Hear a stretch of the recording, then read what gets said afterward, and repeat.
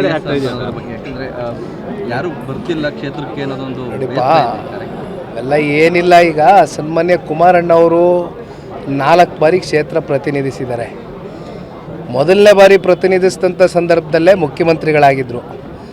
ಬಹುಶಃ ಅವರು ಮುಖ್ಯಮಂತ್ರಿಗಳಾಗಿ ಮಾಡಿರ್ತಕ್ಕಂಥ ಕೆಲಸ ಹಲವಾರು ಯೋಜನೆಗಳು, ಅವರು ಮುಖ್ಯಮಂತ್ರಿಗಳಾಗೋದಕ್ಕಿಂತ ಮುಂಚಿತವಾಗಿ, ಇಲ್ಲಿ ಶಾಸಕರಾಗೋದಕ್ಕಿಂತ ಮುಂಚಿತವಾಗಿ ಕ್ಷೇತ್ರ ಮತ್ತು ಜಿಲ್ಲೆಯ ಪರಿಸ್ಥಿತಿಗಳೇನಿತ್ತು ಅಂತಕ್ಕಂಥದ್ದು ಬಹುಶಃ ಜಿಲ್ಲೆಯ ಜನನೂ ಕೂಡ ಅರ್ಥಕೊಂಡಿದ್ದಾರೆ, ಕ್ಷೇತ್ರದ ಜನತೆಗೂ ಕೂಡ ಅರಿವಿದೆ.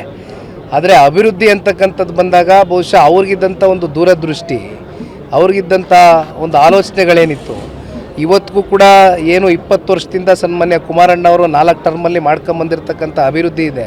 ಈ 2.5 ವರ್ಷದಲ್ಲಿ ಕಾಂಗ್ರೆಸ್ನವರು 136 ಅದೆಷ್ಟೋ 138 ಹೇಳ್ತಾರಲ್ಲ, ಸಿಂಗಲ್ ಲಾರ್ಜೆಸ್ಟ್ ಮೆಜಾರಿಟಿ ಪಾರ್ಟಿ ಏನು ಕೊಟ್ಟಿದ್ದಾರೆ ರಾಮನಗರ ಜಿಲ್ಲೆಗೆ?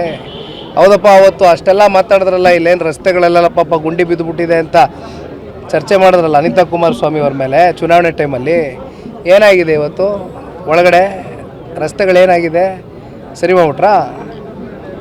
ಉಪಮುಖ್ಯಮಂತ್ರಿಗಳು ಪ್ರತಿನಿಧಿಸ್ತಾವ್ರಲ್ರಿ ಜಿಲ್ಲೆ, ಪೆನ್ನು ಪೇಪರ್ ಕೇಳಿದ್ರಲ್ರಿ, ಕೊಟ್ಟವ್ರಲ್ರಿ ಪೆನ್ನು ಪೇಪರ್ ಎಲ್ಲ ಜನ ತಿದ್ದಕ್ಕೆ.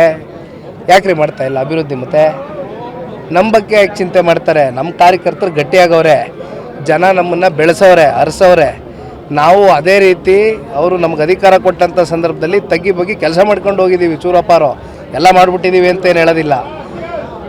ಜನತಾದಳದ ಬಗ್ಗೆ ತಲೆ ಕೆಡಿಸ್ಕೊಳ್ಳೋದು ಬೇಡ. ಜನತಾದಳದ ಸಂಘಟನೆ ಭಾಳ ಗಟ್ಟಿಯಾಗಿದೆ, ಇನ್ನೂ ಗಟ್ಟಿಯಾಗಿ ತಗೊಂಡು ಹೋಗ್ತೀವಿ. ಇನ್ನೂ 2.5 ವರ್ಷ ಸಮಯ ಅವಕಾಶ ಇದೆ. ಅದನ್ನು ವಿರೋಧಿಸೋದಕ್ಕೆ ಸರ್, ಎದುರಿಸೋದಕ್ಕೆ ಕಾರ್ಯಕರ್ತರಿಗೆ ನಮ್ಮಂಥ ಬೆಂಬಲ ಬೇಕು ಅನ್ನೋಂಥದ್ದು ಕೂಡ ಸರ್ ಇಲ್ಲ. ಅದು ನಮ್ಮ ಪಕ್ಷದ ಚೌಕಟ್ಟಿನಲ್ಲಿ ನಾವು ಕೂತು ಚರ್ಚೆ ಮಾಡಿದ್ದೀವಿ. ಇವತ್ತು ನನ್ನ ಪರಿಸ್ಥಿತಿನ ಅವ್ರು ಅರ್ಥ ಮಾಡ್ಕೊಳ್ತಾರೆ. ಯಾವ ರೀತಿ ಕುಮಾರಣ್ಣವರು ಕ್ಷೇತ್ರವನ್ನು ಪ್ರತಿನಿಧಿಸಿದಾಗ ಅವ್ರಿಗೆ ರಾಜ್ಯ ಎಲ್ಲ ನೋಡಬೇಕಾಗಿ ಬಂತು, ಅದೇ ಪರಿಸ್ಥಿತಿ ಇವತ್ತು ನನ್ನ ಮೇಲೂ ಕೂಡ ಒಂದು ಹೊಣೆಗಾರಿಕೆ ಇದೆ, ಜವಾಬ್ದಾರಿ ಇದೆ ಕಣ್ರಿ. ಈಗ ನಾನು ಒಂದು ಕ್ಷೇತ್ರಕ್ಕೆ ಸೀಮಿತವಾಗಿರ್ತಕ್ಕಂಥ ಒಬ್ಬ ಮನುಷ್ಯ ಅಂದರೆ 100ಕ್ಕೆ 100 ನೀವು ಹೇಳಿದ ಮಾತು ನಾನು ಒಪ್ಕೊಳ್ತೇನೆ. ನಾನು ಇಲ್ಲೇ ಇರ್ತೀನಿ, 24 ತಾಸು ಇಲ್ಲೇ ಕೆಲಸ ಮಾಡ್ತೇನೆ. ಆದರೆ ನಾನು ಇಲ್ಲಿ ಇಲ್ಲದೆ ಹೋದ್ರೂ ನನ್ನ ಮನಸ್ಸು ಇಲ್ಲೇ ಇರೋದು. ನಮ್ಮ ಕಾರ್ಯಕರ್ತರ ಜೊತೆ ನಿರಂತರವಾಗಿ ಸಂಪರ್ಕದಲ್ಲಿದ್ದೀನಿ. ಅವ್ರ ಸಂಕಷ್ಟಗಳೇನಿದೆ ಎಲ್ಲ ಅರ್ಥಕೊಂಡಿದ್ದೀನಿ. ಅವ್ರ ಜೊತೆನಲ್ಲಿ ನಾನು ಗಟ್ಟಿಯಾಗಿ ನಿಂತ್ಕೊಂಡಿದ್ದೀನಿ. ಅದು ನನಗೆ ಗೊತ್ತು, ಅವ್ರಿಗೆ ಗೊತ್ತು. ನಮ್ಮ ಕಾರ್ಯಕರ್ತರು ಮುಖಂಡರ ಸಂಬಂಧ ನಮಗೆ ಗೊತ್ತು. ತಲೆ ಕೆಡಿಸ್ಕೊಳ್ಳೋದೇನು ಬೇಡ. ಕಟ್ತೀವಿ ಪಾರ್ಟಿನ. ಇರ್ತವೆ ಸವಾಲುಗಳಿರ್ತವೆ. ಆಮೇಲೆ ರಾಜಕಾರಣ ಅಂತಕ್ಕಂಥದ್ದು ನಿಂತು ನೀರಲ್ಲ, ಹರಿತಾ ಇರ್ತಕ್ಕಂಥ ಸಮುದ್ರ ಇದ್ದಂಗೆ. ಅವಕಾಶಗಳು ಸಿಗ್ತದೆ. ಏನೇನು ತಪ್ಪುಗಳು ಮಾಡ್ಕೊಂಡು ಬಂದಿದ್ದಾರೆ, 2.5 ವರ್ಷ ಸಮಯ ಆಗಿದೆ. 24ನೇ ತಾರೀಕು ಹಾಸನ ಜಿಲ್ಲೆನಲ್ಲಿ ಒಂದು ದೊಡ್ಡ ಸಮಾವೇಶ ಮಾಡ್ತಾಯಿದ್ದೀವಿ. ನಮ್ಮ ಮೇಲೆ ತೊಡೆ ತಟ್ಟಿ ಹಾಸನ ಜಿಲ್ಲೆನಲ್ಲಿ 2 ಸಮಾವೇಶಗಳು ಪಾಪ ಮಾಡೋರೆ ಸರ್ಕಾರ. ಅದಕ್ಕೆ ಉತ್ತರ ಕೊಡಬೇಕಲ್ಲ.